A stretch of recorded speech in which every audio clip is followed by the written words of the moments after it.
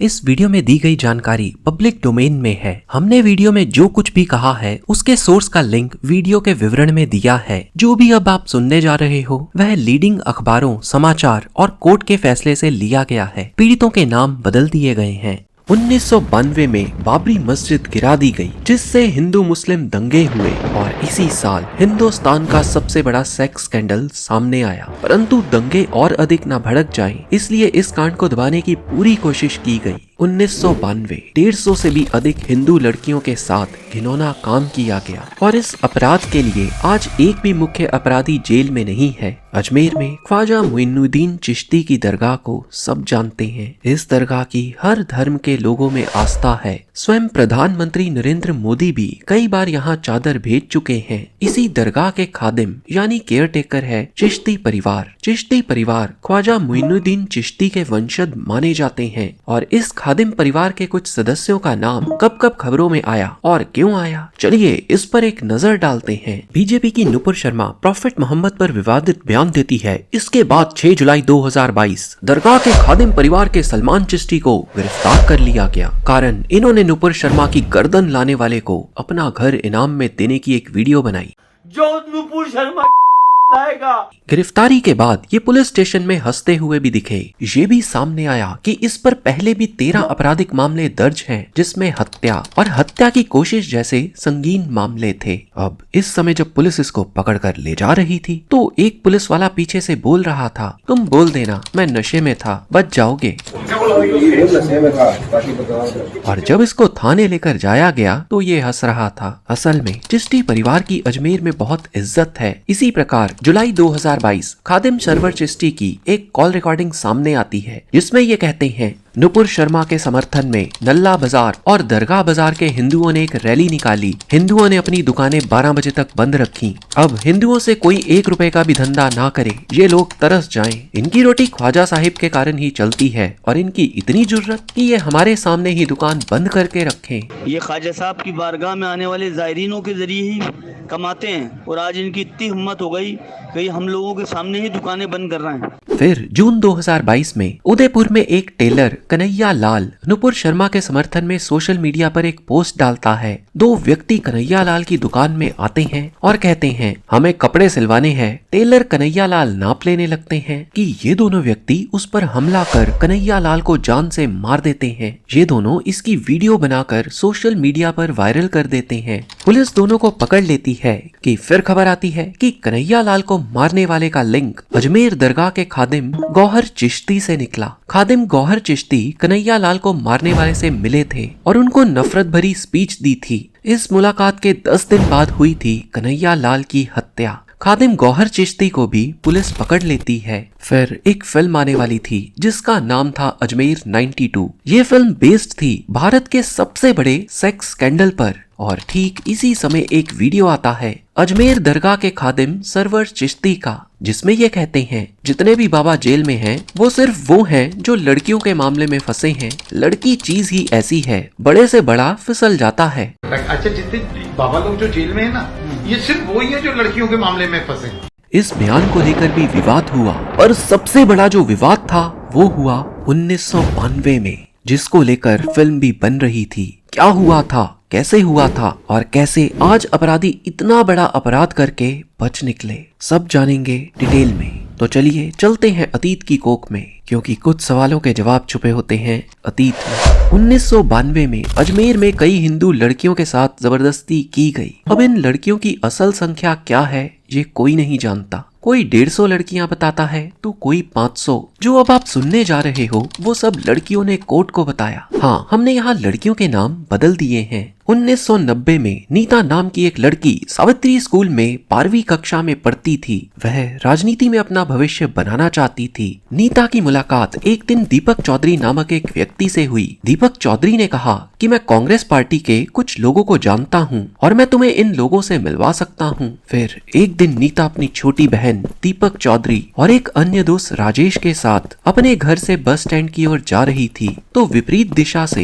एक सफेद मारुति कार आई। कार में नफीस, फारूक और एक और आदमी सवार था। ये लोग दीपक चौधरी को जानते थे। इन्होंने कार रोकी और इन्हें लिफ्ट देने की पेशकश की। सभी कार में बैठ गए। नफीस ने नीता को कांग्रेस पार्टी में काम दिलवाने की बात कही। फिर कुछ दिनों बाद अनवर चिश्ती एक कार में आया। उसने खुद को नफीस का दोस्त बताया। उसने नीता को कांग्रेस पार्टी ज्वाइन करने के लिए कुछ फॉर्म भरने को दिए और कहा अपनी पासपोर्ट साइज फोटो भी दो। कुछ दिनों बाद नीता ने फोटो नफीस को दे दी। फिर एक दिन जब नीता स्कूल जा रही थी, नफीस ने उसको कहा मैं तुम्हें स्कूल छोड़ देता हूँ। अब क्योंकि नीता को देर हो रही थी, उसने प्रस्ताव स्वीकार कर लिया। फारूक भी कार में था। वह उसे स्कूल छोड़ने के बजाय फार्म हाउस में ले गए जहां अनवर और इशरत भी मौजूद थे। वह नफीस के साथ दूसरे कमरे में कांग्रेस पार्टी में शामिल होने के बारे में बात करने के लिए गई, जबकि फारूक और अनवर बाहर इंतजार कर रहे थे। नफीस ने नीता को गले लगाया और चूमा। नीता ने विरोध किया और कमरे से बाहर आ गई। कुछ पलों बाद नफीस भी कमरे से बाहर आ गया। उसके बाद जब वह अपना दुपट्टा लाने के लिए कमरे में गई तो नफीस ने उसे कमरे में धक्का दे दिया और दरवाजे की कुंडी लगा दी। उसके साथ जबरदस्ती की गई। उसे धमकाया गया, अगर इसके बारे में किसी को बताया तो अंजाम बुरा होगा। अंत उसे कार पर छोड़ दिया गया। 7 दिन बाद नीता नफीस से फिर मिली। नफीस ने उसे चेतावनी दी, अगर उस दिन की घटना के बारे में किसी को बताया तो कुछ भी हो सकता है। कुछ दिनों बाद नीता अपनी सहपाठी सोनाली के साथ जा रही थी कि तब नफीस उससे मिला। फारूक और अनवर भी उसके साथ थे। तीनों ने उससे बात करनी शुरू कर दी। नीता ने बताया इसके कुछ दिनों बाद सोनाली उसके घर आई और रोने लगी, कहने लगी नफीस और उसके साथियों ने उसके साथ जबरदस्ती की और तो और उसकी आपत्तिजनक हालत में फोटो भी खींच ली और कहा कि अगर तुम नीता को ले आओ तो तुम्हारे फोटो वापस कर देंगे। ये दोनों इस मामले को लेकर पुलिस कांस्टेबल राजेंद्र सिंह रावत से मिली। कांस्टेबल राजेंद्र सिंह ने इन्हें श्री सोनी से मिलवाया। Shri Soni special branch of police में काम करते थे। श्री सोनी ने वादा किया कि वे इस मामले को उच्च स्तर पर लेकर जाएंगे, लेकिन इसके बाद नीता को कई फोन आए। ये फोन किसने किए वो समझ ही नहीं सकी। सभी ने फोन पर उससे पूछा वह इस मामले को पुलिस में लेकर क्यों गई। फोन करने वालों में से कई तो महिलाएं भी थीं। फिर एक दिन पुलिस कांस्टेबल राजेंद्र सिंह रावत ने उनसे कहा कि वह फोटो वापस लेने के लिए उनके साथ आएं। तो नीता और सोनाली राजेंद्र सिंह रावत के साथ दरगाह क्षेत्र में गईं, लेकिन राजेंद्र सिंह रावत उनसे कुछ दूर रहे। तब एक व्यक्ति आया और सोनाली से बोला जिस खेल को तुम खेल रही हो वो खेल हम पहले भी कई बार खेल चुके हैं। नीता ने ये भी बताया कि फिर उसको 2-3 बार फार्म हाउस पर बुलाया गया, पर एक ही बार उसके साथ जबरदस्ती की गई। अब ये दोनों अकेली ऐसी लड़कियां नहीं थीं। ऐसी ही 2 और लड़कियों की दास्तान सुन आपको यकीन नहीं होगा। पिंकी नाम की लड़की भी सावित्री स्कूल में पढ़ती थी। पिंकी की सहपाठी थी रीना। जनवरी 1991 में रीना पिंकी को नफीस, अनवर, सलीम, फारूक और इशरत से मिलवाते हुए कहती है कि ये बड़े ही अच्छे इंसान हैं और ये पांचों ही मेरे भाइयों की तरह हैं। रीना ने यह भी बताया कि ये पांचों मेरे पिता के दोस्त के लड़के हैं। फिर 15 जनवरी 1991 रीना ने पिंकी से कहा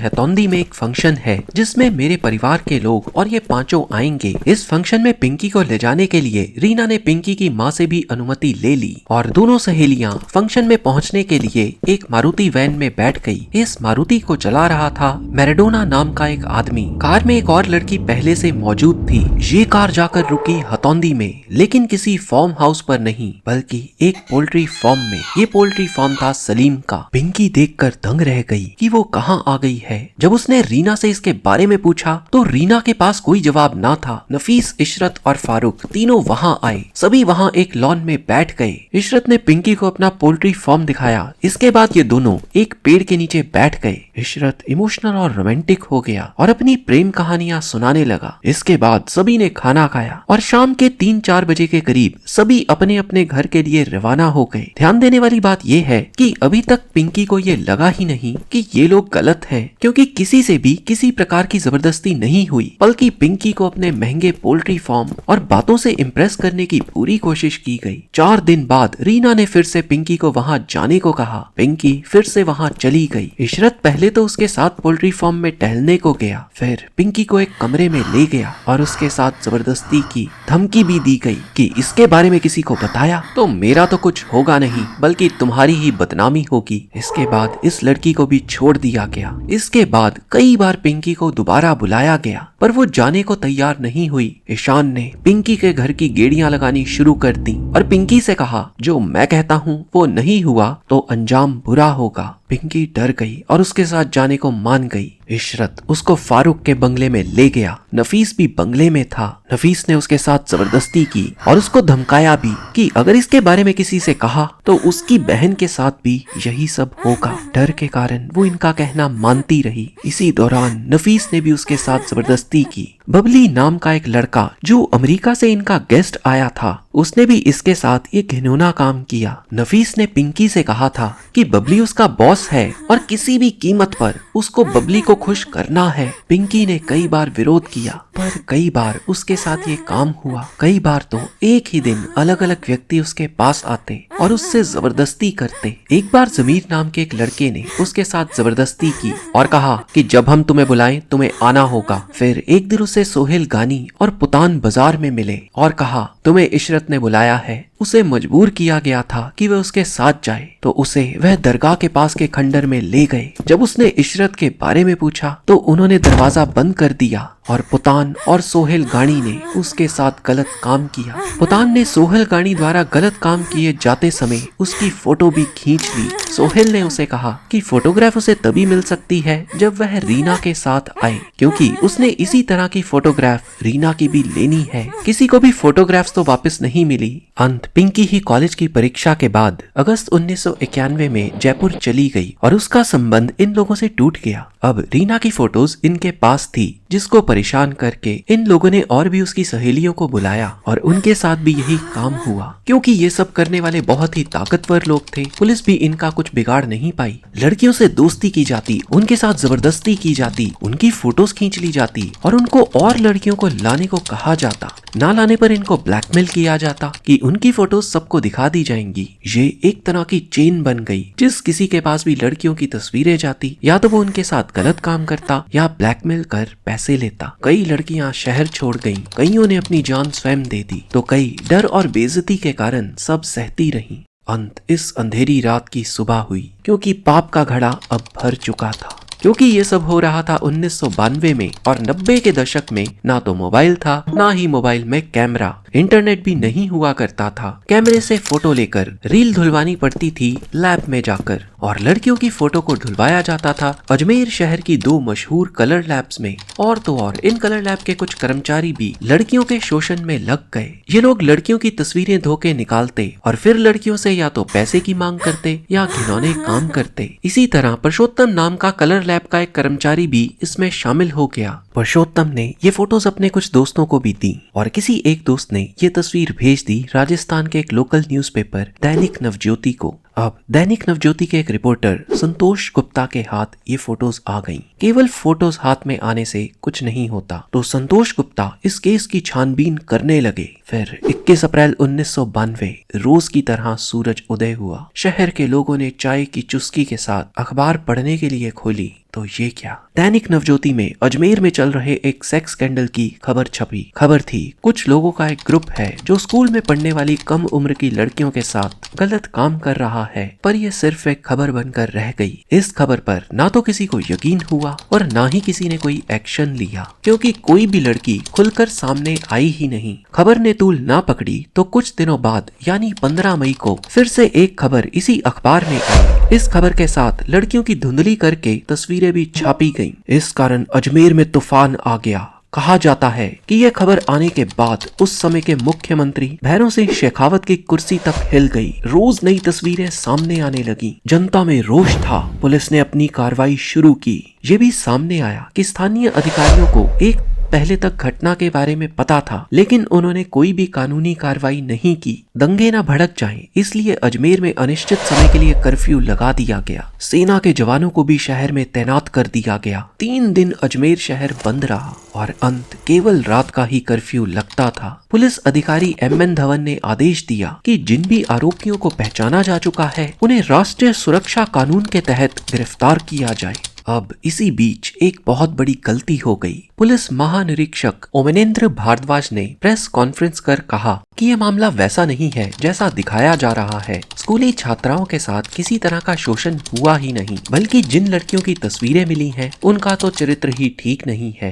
ये बयान अखबारों में आने से लोग और भड़क गए। सरकार पर भी इस मामले को दबाने के आरोप लगे। 30 मई 1992 को मुख्यमंत्री भैरव सिंह शेखावत ने यह मामला CID CB के हाथ सौंप दिया, पर लड़कियां सामने आने से डर रही थी। किसी को बदनामी का डर तो किसी को केस से जुड़े सियासी रसूख वाले लोगों का। पुलिस ने ही फोटोज देखकर लड़कियों की पहचान कर उनको संपर्क किया, पर इन लड़कियों को भी धमकियां मिलने लगी तो ये भी पीछे हट गईं। अंत 12 लड़कियां ही केस को फाइल करने को राजी हुईं। इसी बीच एक और अखबार थी जिसका नाम था लहरों की बरखा। मदन सिंह इस अखबार के संपादक थे। मदन सिंह ने पीड़ित लड़कियों से मिलकर उनके साथ हुई क्रूरता की दास्तां को अपनी अखबार में छापा। उन्होंने अखबार में सीरीज चलाकर न सिर्फ पुलिस प्रशासन बल्कि शहर के कई बड़े लोगों को बेनकाब किया। अब पुलिस ने भी चार्जशीट में 11 लोगों को आरोपी बनाया। इसमें से नसीम नाम के युवा को बड़ी ही जल्दी बेल मिल गई और वो भगोड़ा हो गया। पुरुषोत्तम, जो कि लैब में काम करता था, जिसने अपने दोस्त को फोटोज दी थी, को भी आरोपी बनाया गया था, पर उसको भी बेल मिल गई और उसने बाहर आकर अपनी जान दे दी। फारूक चिश्ती ये साबित करने में कामयाब हो गया कि उसकी मानसिक हालत ठीक नहीं है, इसलिए उस पर पहले तो मुकदमा चला ही नहीं। अब बच गए 8 आरोपी। उनको सेक्शन 120B ऑफ IPC यानी क्रिमिनल कॉन्स्पिरेसी करने के लिए 10 साल की कैद की सजा सुनाई गई। साथ ही सेक्शन 376 ऑफ IPC यानी रेप करने के कारण 8 को उम्र कैद की सजा हुई। नफीस चिश्ती पर पहले भी कुछ आपराधिक मामले थे और वो वांटेड था कुछ ड्रग पेडलिंग केसेस में। अब वो भगौड़ा हो गया और अब वो होता है जो इस तरह के केसेस में आम बात है। लड़कियां अपने बयान से पलटने लगती हैं, जैसे कि परवेज अंसारी और कैलाश सोनी। दोनों पर एक लड़की जिसका काल्पनिक नाम रूपा था ने ये बयान दिया कि जो फोटोज पुलिस ने कोर्ट में दी है वो मेरी है ही नहीं और इन दोनों ने मेरे साथ रेप कभी किया ही नहीं। कोर्ट ने दोनों आरोपियों को बरी कर दिया। आगे चलकर कुछ और लड़कियां भी अपने बयानों से पलटने लगी और 2001 में राजस्थान हाई कोर्ट ने 4 और आरोपियों को बरी कर दिया। फारूक चिश्ती, जिसने साबित किया था कि वह दिमागी तौर पर ठीक नहीं है, को 2007 में एक फास्ट ट्रैक कोर्ट के द्वारा उम्र कैद की सजा मिल गई। पर 2013 में राजस्थान हाई कोर्ट से फैसला आता है कि फारूक चिश्ती ने काफी समय जेल में बिता लिया है और अब उसको बरी कर दिया जाए। नफीस चिश्ती 2003 तक भगौड़ा रहा। अंत दिल्ली पुलिस ने उसे तब पकड़ा जब वह बुर्खा पहनकर भाग रहा था। इकबाल भट्ट नामक आरोपी भी 2005 तक भगौड़ा रहा। सुहेल घानी चिश्ती ने 2018 में जाकर सरेंडर किया। आज भी 6 लोगों पर पॉक्सो कोर्ट में ये केस चल रहा है। ये 6 लोग हैं नफीस चिश्ती, इकबाल भट्ट, सलीम चिश्ती, सैयद जमीर हुसैन और सुहेल घानी। पर इन सबको बेल मिल चुकी है। अलमस महाराज नाम का आरोपी कभी पकड़ में आया ही नहीं। कहते हैं वो भारत छोड़कर अमेरिका में बस चुका है। अब बात करते हैं लहरों की बरखा नामक अखबार के संपादक मदन सिंह की। इन्होंने इस सेक्स स्कैंडल पर 76 लेख प्रकाशित किए। इनकी पत्नी आशा कंवर के अनुसार वह 4 सितंबर 1992 को 77वां लेख प्रकाशित कर कुछ बड़े नामों का खुलासा करने वाले थे। उसी रात मदन सिंह अपने स्कूटर में पेट्रोल भरवाने घर से निकले, तभी अचानक से एक कार सवार में कुछ लोगों ने उन पर गोलियां चला दी। मदन सिंह जान बचाने के लिए नाले में कूद गए। उन्हें अजमेर के JNL हॉस्पिटल में भर्ती करवाया गया। 11 सितंबर को अस्पताल के वार्ड में कुछ लोग अंदर आए और उन्हें गोली मार दी। इसके लिए कांग्रेस के पूर्व विधायक राजकुमार जयपाल, सवई सिंह, अन्य लोगों के खिलाफ हत्या का मामला दर्ज किया गया। साल 2012 में अदालत ने सभी को बरी कर दिया। 30 साल बाद यानी 7 जनवरी 2023 को पूर्व पार्षद सवई सिंह की हत्या कर दी गई। हत्या के बाद हत्यारों ने कहा, हमने बाप की मौत का बदला ले लिया। असल में ये हत्या की थी सूर्य प्रताप सिंह और धर्म प्रताप सिंह ने। ये दोनों कोई और नहीं बल्कि लहरों की बरखा नामक अखबार के संपादक मदन सिंह के बेटे थे, जिन्होंने अपने पिता की हत्या का बदला लिया था। द प्रिंट आदि अखबारों के अनुसार नफीस और फारूक चिश्ती आज भी अजमेर दरगाह में आराम की जिंदगी जी रहे हैं। अजमेर दरगाह में आए लोग तो इनके हाथ तक चूमते हैं। जबकि नफीस साल 2023 में 24 करोड़ रुपए की स्मैक के साथ पकड़ा भी गया। अब आप आसाराम की इस वीडियो को एक बार जरूर देखिए और खुद सोचिए कानून ने दोनों केसेस में कितना अलग फैसला लिया। और वीडियो को लाइक करके औरों के साथ शेयर करना मत भूलें। Thanks for watching.